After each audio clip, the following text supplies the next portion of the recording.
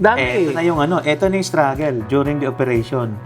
Kwento mo dun, partner eh. Akala kasi natin, yung nakikita lang natin, parang ang bilis lang. Oo, yung pala na nag-train kami sa Nandun Cavite. nag-train kami ng mga 2 weeks din doon. Ano nga, bilis lang, kaya na namin to. Kaya namin to, ah. Jay, kaya namin to. VJ, Master, kaya na namin to. Kaya pala 2 months after.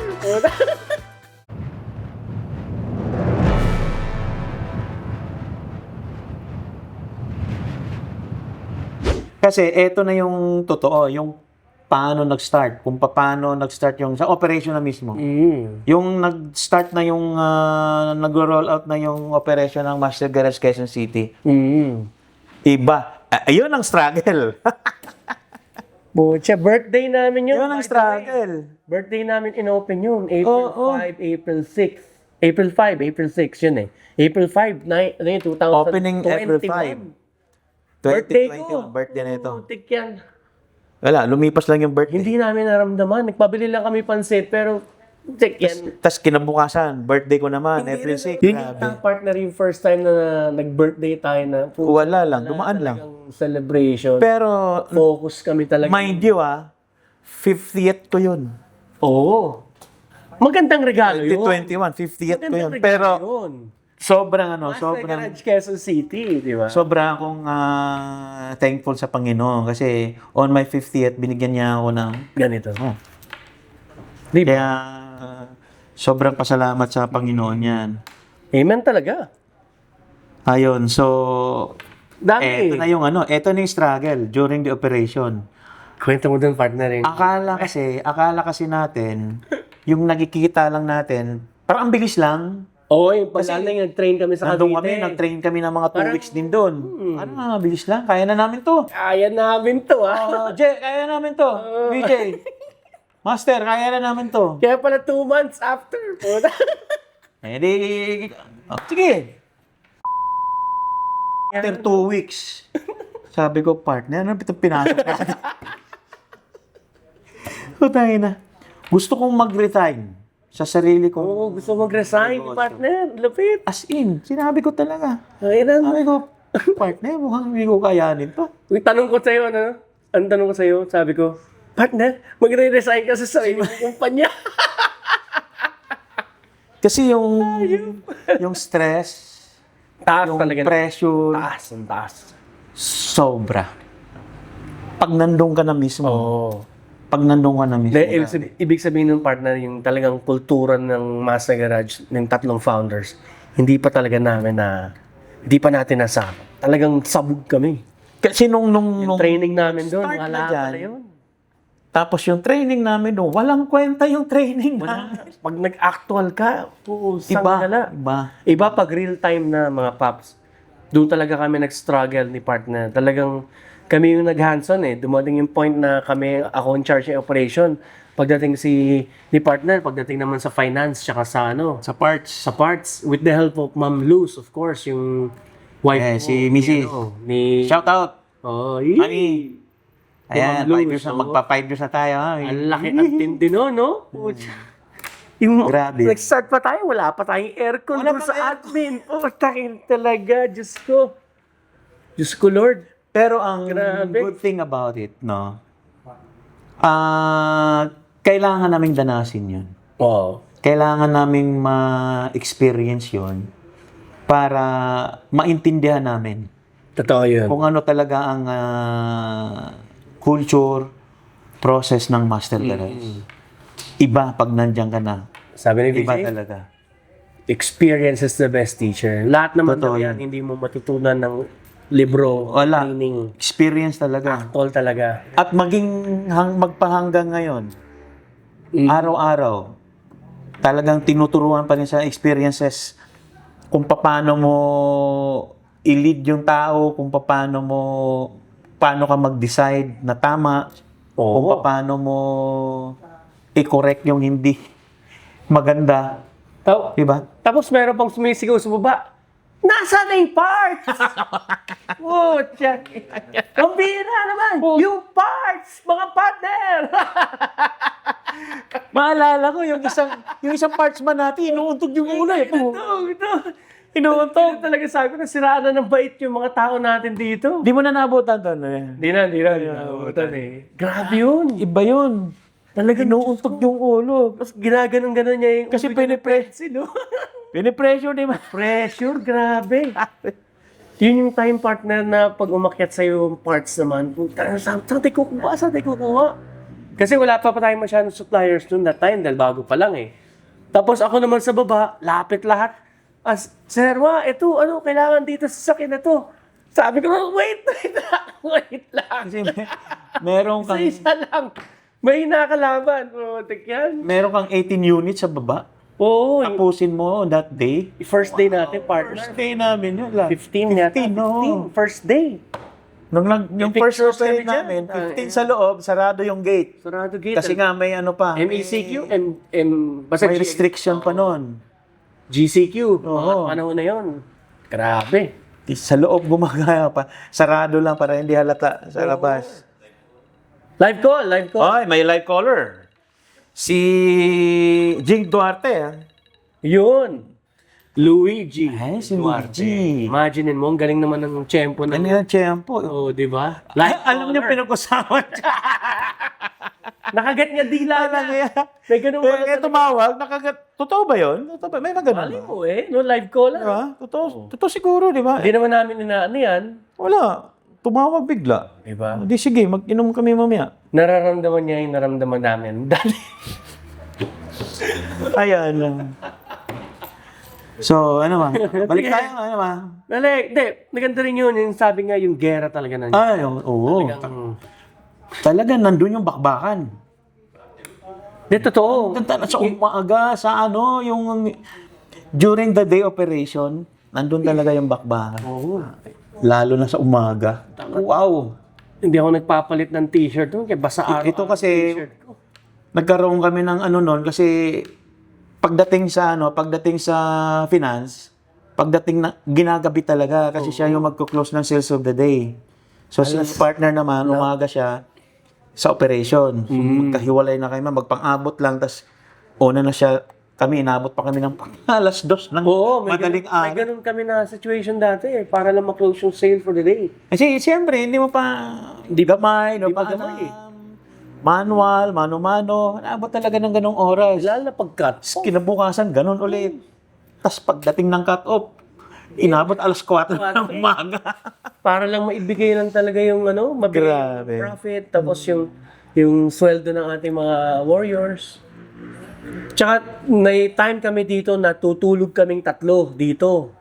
Diyan sa kwarto, sa admin. Tutulog kami diyan para kinabukasan. Nandiyan pa rin ulit. Ilang beses ko ginawa yan. Ilang beses yun. Ako, madami. Puta, sabi ko. Ay pa, sasabihin sa akin, sir, aga, ikaw nagsasalansan eh. Mga gago, sabi ko. Hindi pa na uwi. Hindi ako umuwi. Ganun talaga. Those were the good old days nga. Kaya tingnan mo, yung 5 years ago, partner, no? Even now, hindi naman namin sinasabing wala ng challenges. Marami pa rin. Everyday naman talaga yung sobra pa rin yung mga challenge, struggle. Nandiyan Ay, pa rin. hindi naman struggle, but every day is a new day, a new challenge. Tapos na yung struggle. Meron pa rin, may maliliit na lang. Challenges Na lang. Pero syempre, Kasi yung pinaka-struggle talaga. bago araw-araw bago eh. Sakto yung question, no? Mm. Yung mga struggles nyo. Diba? Naibagong na tayo. Madadanasan mo talaga yan. Alam ko, nadanasan din yan ng mga ibang partners. Davao, danasan yan. Palawan, nadanasan yan. Pwede natin rephrase sa partner. Pwede tanong, ano yung mga struggle ninyo bago at pagkatapos nyo na itayo ang Masa Garage? Bago at yes. Kasi by chapter na nangyari sa atin. Yung before Masa Garage Quezon City, ito yung nangyari. At saka ito yung nangyari nung nag-operate na. Nag-operate na. Another na naman yan. So, Dami.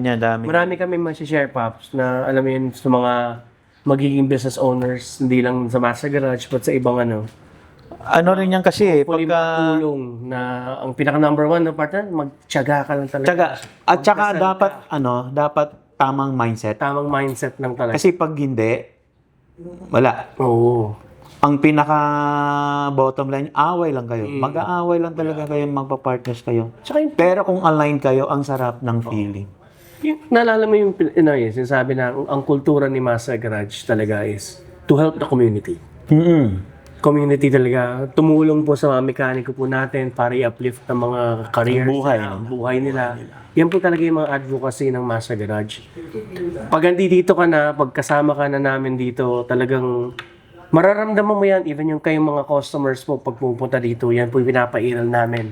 Yung talagang paano kami tumulong po sa inyo, mga customers po namin. Ayaw namin yung sabi ko nga, nabanggit ko sa mga ilang episodes ng MGQC podcast natin, yung ayaw namin yung naloloko kayo.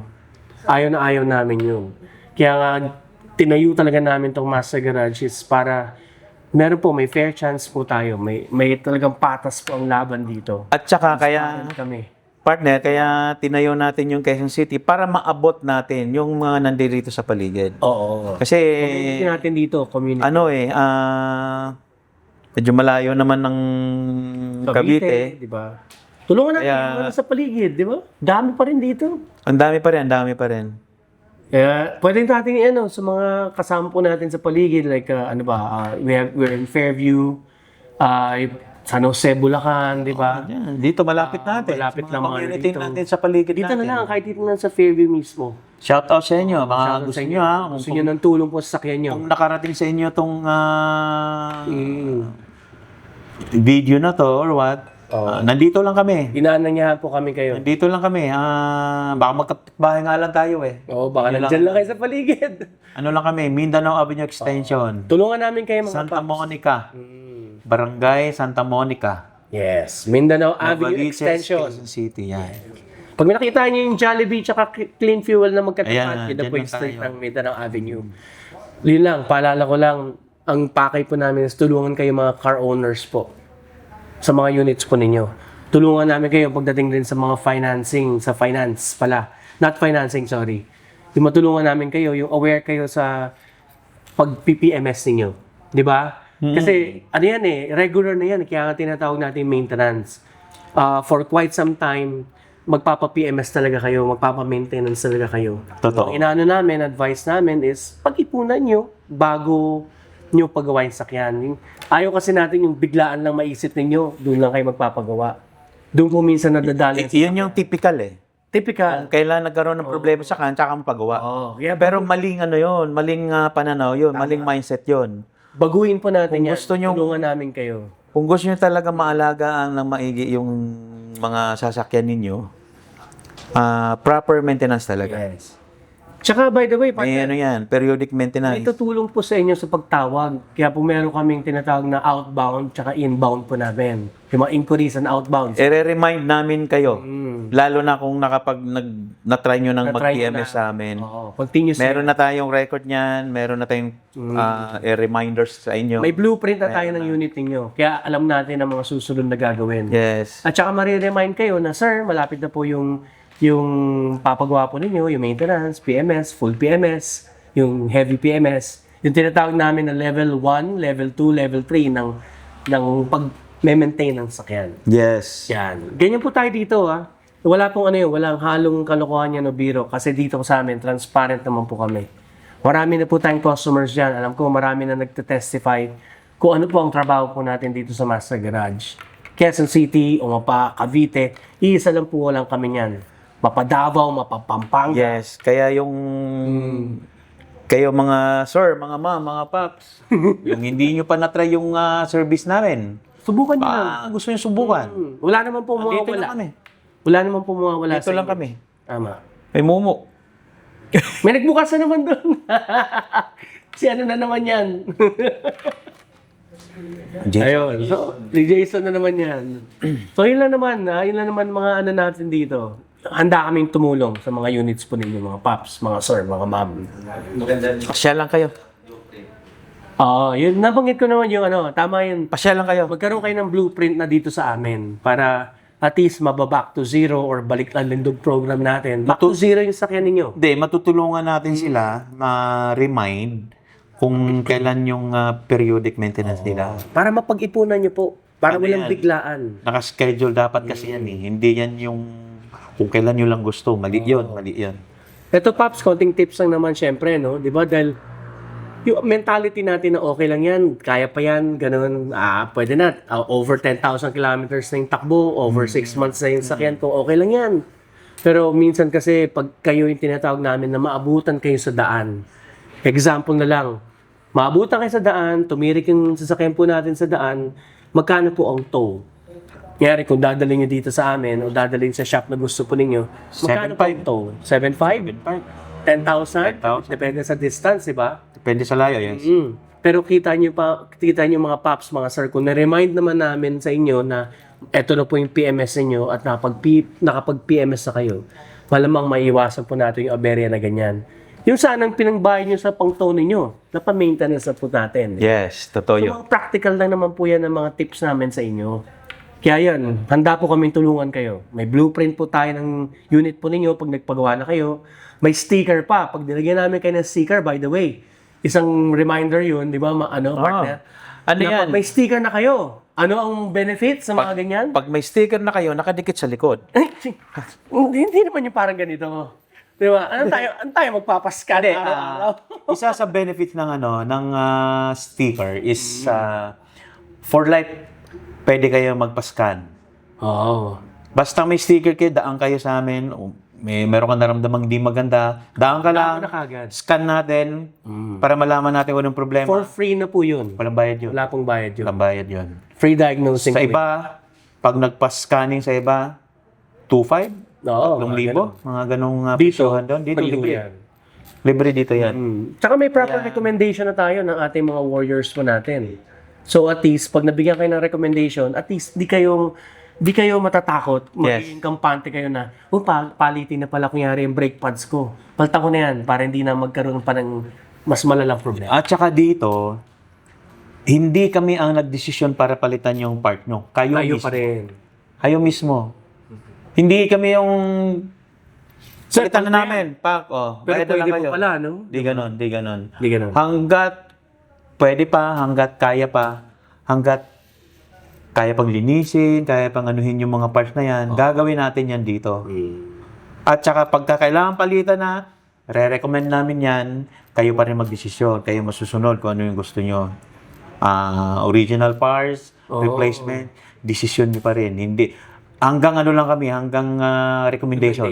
Kayo pa rin magde-decide. Kayo pa rin kasama namin kayo sa yung decision making, kasama kayo. Tulungan Hindi namin lang kayo dyan. Di ba? Yes, yes. Ganoon naman kami, pag Ayan. nalaman mo kasi yung kultura talaga namin dito, you will feel kapag Dito sa Master Garage, meron tayong interaction. Dahil may sasakyan dito, anong gagawin natin? Meron tayong interaction. Hindi kagaya ng, dali mo doon. Oo, yan mo partner. Ano mo na Yun yun. Basta, try nyo, mga sir, mga ma'am, try nyo. Hindi po kami nagyayabang. Wala po yan sa sistema ho namin. Ang sa amin, makatulong po namin sa inyo. Makatulong po kami sa inyo. Yun naman talaga Yun ang pinakamahalaga namin. advocacy talaga ng Master Garage, makatulong sa mga car owners. Baka sabihin nila, partner, puro tayo satsat eh.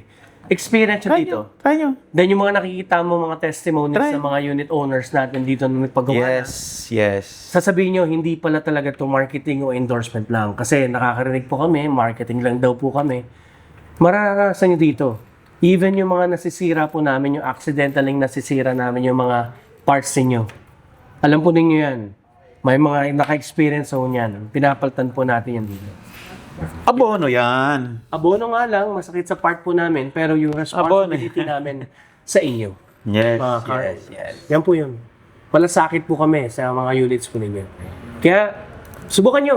Right. Wala naman po mawawala sa inyo. Ang maganda po niya, magigain pa nga kayo eh. Oo. Confidence, lalo na sa kotse ninyo. Subukan nyo lang po kami dito sa Master Garage.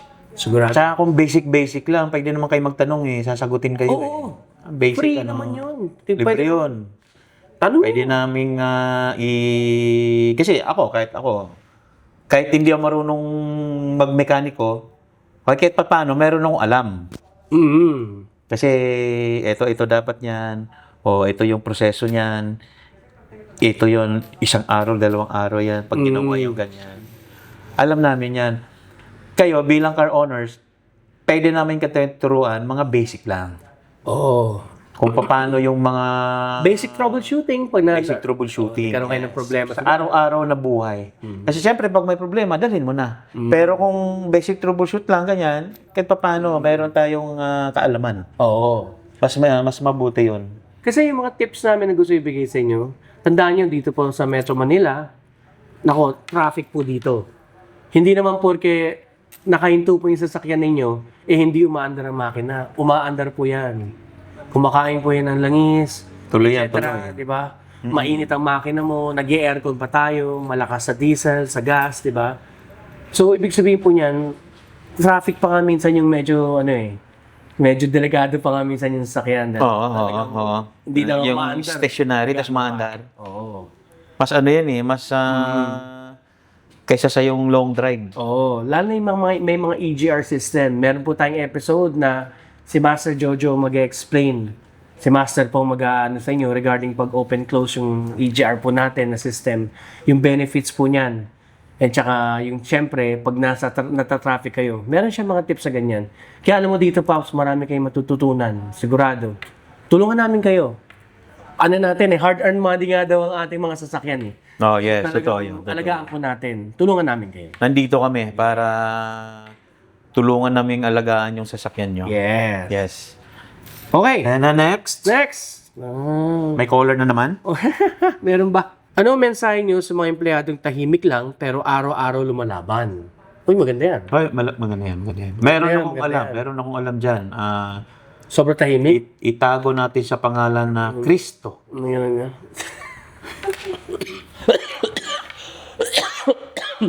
Naubo ako Shout out dyan kay Tangpos. Kay Neil. Ito ka. Empleyado.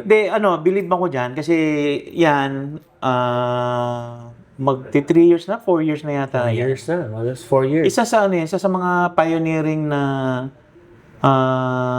warriors natin yan. Nag-upisa yan sa talagang pinakamababa. Nag-washer. Washer lang yan. Dito lang yan. Hindi yan nag-training sa Cavite. Dito lang yan. Kaya matigas ang ulo niyan. Ay, joke. Hindi. Totoo yan. Dito na. Tahimik lang. Sobra, pero Lumalaban araw-araw yan. kung ano yung pinakita niya sa umaga hanggang sa hapon, hanggang kinabukasan, paulit, ganun siya. Ayun ang tinatawag na consistency. Consistent talaga. Consistent yung taong yan. Consistent na tahimik. Hindi marunong Hindi marunong Trabaho lang. magreklamo. Pero magaling magtrabaho. Magaling. Ayan. Shout out doon sa tao.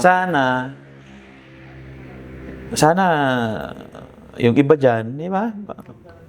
So yun. Iba din talaga wala Marami naman po tayong mga empleyadong ganyan. Yung tahimik lang.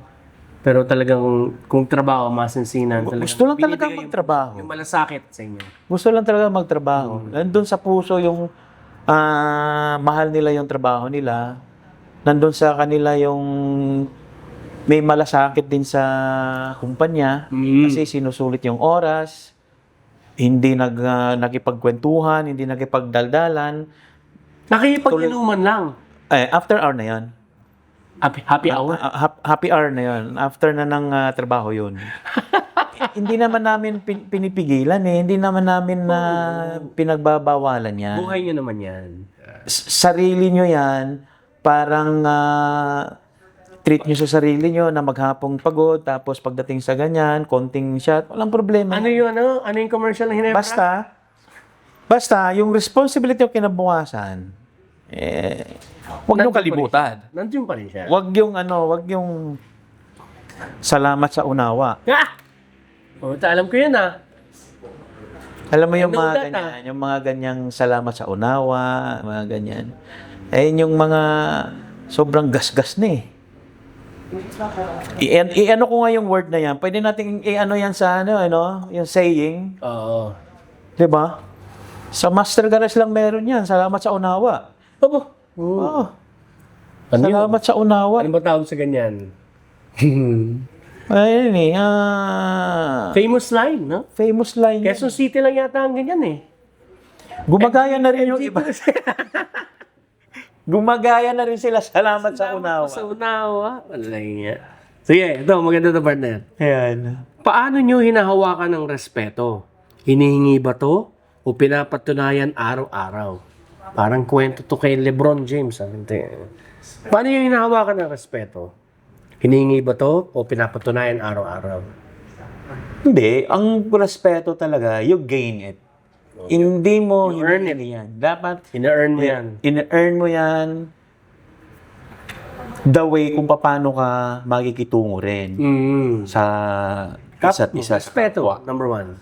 Kasi pagka meron kang respeto, syempre, may balik sa'yo yan. Respetuhin ka rin.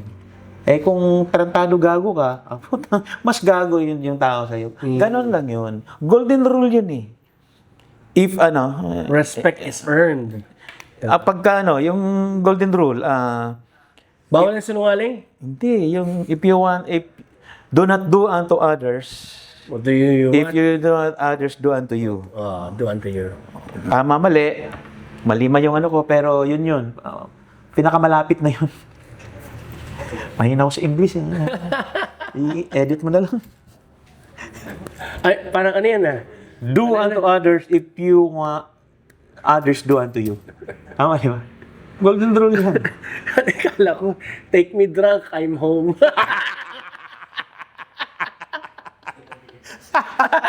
Ano mo, matinding pera eh, no?